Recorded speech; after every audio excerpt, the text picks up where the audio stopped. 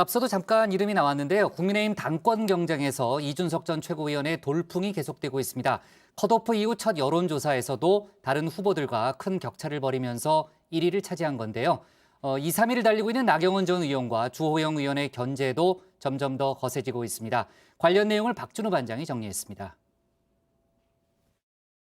사흘 연속 선두를 놓치지 않으며 와이어 투 와이어 우승을 기록한 이다현은 지난 7월 중국에서 열린 아시아나항공 오픈에서도 정상에 오르는 등 해외 대회에서 강한 모습을 보였습니다.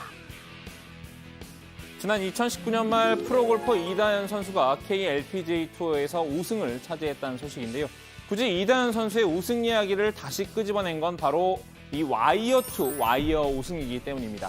보통 골프 경기는 4라운드까지 합산 성적으로 승자를 가리는데 와이어 투 와이어는 1라운드부터 4라운드까지 한 번도 선두를 내주지 않고 승리한 것을 뜻합니다. 그만큼 어려운데 드물기도 한 장면이죠. 국민의힘 당대표 선거에서 초반 돌풍을 계속 이어가고 있는 후보가 있죠. 이준석 전 최고위원입니다. 경선 전부터 여론조사에서 1등을 달렸는데 예비 경선도 1등으로 통과했죠. 이 전 최고 본 경선까지 와이어 투 와이어로 승리하겠다는 각오를 다지고 있는 듯한데요.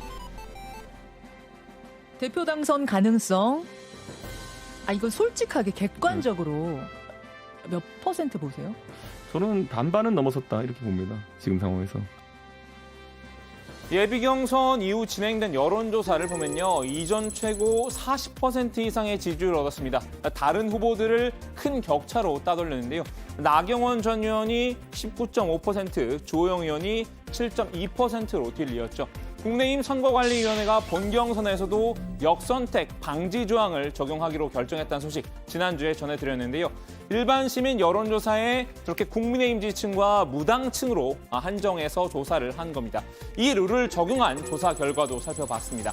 여기서도 이 전 최고위원 43.8%로 1위를 기록했고요. 나 전 의원이 25.9%로 2위에 올랐습니다. 이 전 최고로선 아무래도 물 들어올 때 노를 저어야겠죠. 후원금을 모집했는데 사흘 만에 법정 모금 한도 액인 1억 5천만 원을 모두 채웠다고 합니다. 게다가 후원금이 사흘 만에 1억이 넘었다. 그랬어요. 지금 다 찼습니다. 1억 5천. 1억 5천 다 찼습니까? 예. 와. 그래서 지금부터 들어오는 것도 환불 들어가야 돼가지고 그게 저희가 계좌를 닫아버렸습니다. 지금. 사람 수로 따지면 몇 명쯤 되는 거예요? 어제 제가 확인해서 2,200명, 최종도 한 2,500명까지 될 것 같아요 보니까. 2,500명 정도. 이렇게 이 전 최고가 점점 앞으로 치고 나가자 중진 후보들은 마음이 다급해진 듯합니다. 나 전 의원과 주 의원이 이 전 최고를 집중 견제하고 있는데요.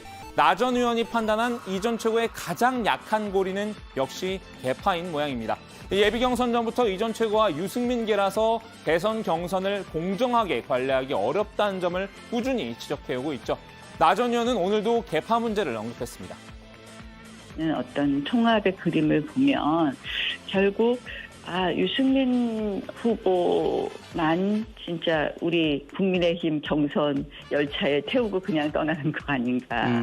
친한 사람들끼리 정치를 할 수도 있는데 그런 의미에서 이번 당대표는 특별히 어떤 누구 대선 후보와 친한 그런 거나 어떤 계파에 속하지 않은 그런 당대표가 하는 것이 좀 공정하고 중립적인 그런 대선 관리가 가능하고 야권 통합이라는 목표를 반드시 이루는 데 중요한 덕목이다.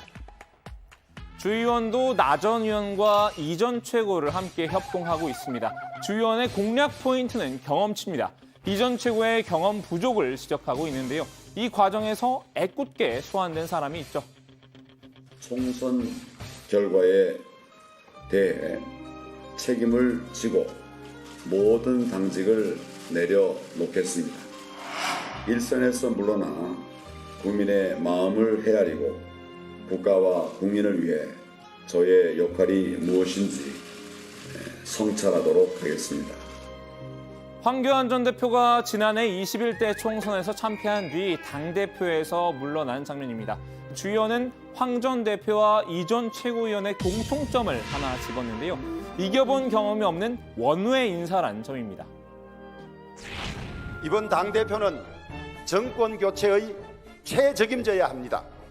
국회 경험도 없고 큰 선거에서 이겨본 경험도 없으며 자신의 선거에서도 패배한 원외 당대표가 대선이라는 이 큰 선거를 이길 수 있겠습니까? 지난 총선 참패의 교훈을 벌써 잊으셨습니까? 이전 최고가 당대표가 되면 지난 총선과 마찬가지로 대선도 참패할 수 있다. 이런 말을 하고 싶었던 모양입니다. 예상되는 경로로 같은 방식의 공격이 계속되면 방어하는 사람도 지겨워지나 봅니다. 이전 최고는 조금 더 참신한 공격을 해주길 바라는 눈치인데요. 그리고 일주일 정도 지금 네거티브 공연이 이어지지 않았습니까? 예. 근데 그것도 사실 큰 영향을 주지 못했던 것이기 때문에 그 네거티브라는 것도 딱 무슨 유승민 겐이 아닌 이 정도 아니겠습니까? 그래서 저는 그런 쪽은 좀 비효율적이다. 제가 만약에 상대편에 앉아 있었으면 그렇게 하진 않았을 것이다 이렇게 봅니다. 똑같은 네거티브 말고 다른 전략을 써보라고 오히려 역으로 조언한 식입니다. 이전 최고, 유승민 겐은 없다. 이렇게 못을 박았습니다. 예를 들어 유승민 개라는 조직이 실존한지도 저는 약간 의문이지만은 실존한다고 했을 때 그들이 진짜 유승민은 대통령 만들기 그렇게 힘들어하는데 무슨 조직적인 힘을 발휘해가지고 이준석을 당대표로 밀어올릴 수 있냐. 그 힘이 있었으면 옛날에 유승민을 대통령 만들었겠죠. 그러니까 저는 주의원의 경험 부족 지적에 대해선 크게 의미를 두지 않았습니다. 원내대표와 당대표의 역할은 다르다. 이렇게 선을 그은 건데요.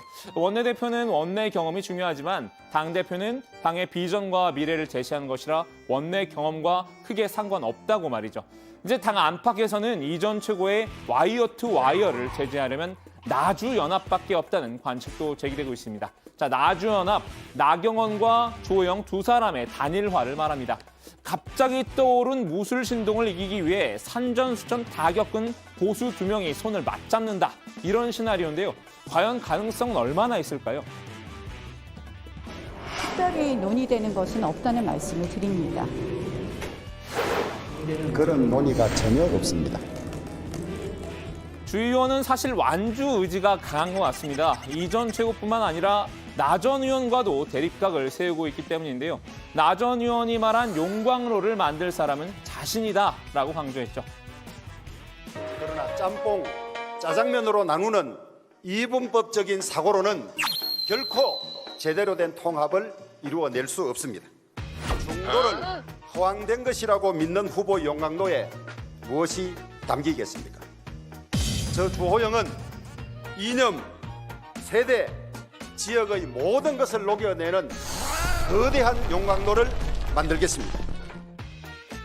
이전 최고위원은 나주연합이든 중진 전원 단일화든 크게 개의치 않는 분위기입니다.